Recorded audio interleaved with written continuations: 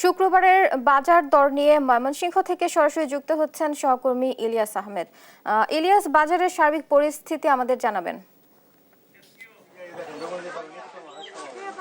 ময়মনসিংহের সবজির বাজার স্বাভাবিক রয়েছে। আমরা দেখেছি যে পেঁয়াজ এবং আদার দাম বেড়েছে, সেটি কিন্তু নিয়ে সাধারণ ক্রেতা যারা রয়েছেন তারা ক্ষোভ প্রকাশ করেছেন। তারা বলছেন যে হঠাৎ করে পেঁয়াজের দাম বেড়ে যাওয়ায় তারা কিন্তু বাজারে এসে অনেকটাই অস্বস্তিতে পড়েছেন। অর্থাৎ গত সপ্তাহে যে পেঁয়াজ 50 টাকা কেজি বিক্রি হয়েছিল, আজকের বাজারে 60 টাকা কেজি বিক্রি হচ্ছে। এছাড়া কেজিতে আদা বেড়েছে, 60 টাকা কেজিতে বেড়ে কিন্তু 180 টাকা কেজি বিক্রি হচ্ছে। এছাড়াও সবজির বাজার কিছুটা স্বাভাবিক রয়েছে। অর্থাৎ আপনার মাধ্যমে আজকে দর্শকদের সবজির দাম জানাতে চাই। আজকের বাজারে কিন্তু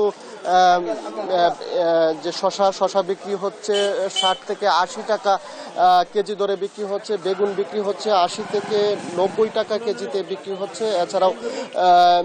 এছাড়াও অন্যান্য যে সবজি রয়েছে মোটামুটি বলা যায় যে সব ধরনের সবজি কিন্তু 60 থেকে 80 টাকা কেজি দরে বিক্রি হচ্ছে। যে কাঁচা মরিচের জাজ অনেকটাই কমেছে। আজকের বাজারে কাঁচা মরিচ বিক্রি হচ্ছে 200 টাকা কেজি দরে বিক্রি হচ্ছে। একটু জানতে চাই যে সবজির দাম কেমন আজকের বাজারে, কোন সবজি কত টাকা বিক্রি হচ্ছে? 60 টাকা কেজি, করলা 80 টাকা কেজি, বেগুন 120, বেগুন এটা 80 টাকা, শসা 50 টাকা কেজি, চিচিঙ্গা 60 টাকা কেজি, ঝিঙ্গা 80, পটল 50, মরিচ 200 টাকা কেজি, লাউ 50 টাকা পিস, কাঁচা কলা 40 টাকা হালি, পেঁপে 30 টাকা কেজি, মুখি 40 টাকা কেজি, বরবটি 80 টাকা কেজি।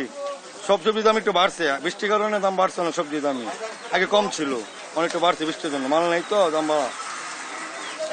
তিনি কিন্তু বলছিলেন যে সবকিছুই অনেক প্রচুর পরিমাণে সবজি কিন্তু ময়মনসিংহের বাজারে রয়েছে এবং বৃষ্টির জন্য গত কয়েকদিনে কিছুটা দাম কিন্তু বেড়েছে, সেই বিষয়টি তিনি বলছিলেন। অর্থাৎ ক্রেতারাও বলছেন যে সবজির দাম মোটামুটি যে অবস্থায় রয়েছে। অর্থাৎ একটু জানতে চাই সবজির দামটা আপনার কাছে কেমন মনে হচ্ছে?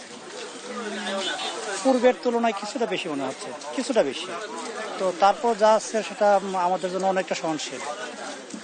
ধন্যবাদ।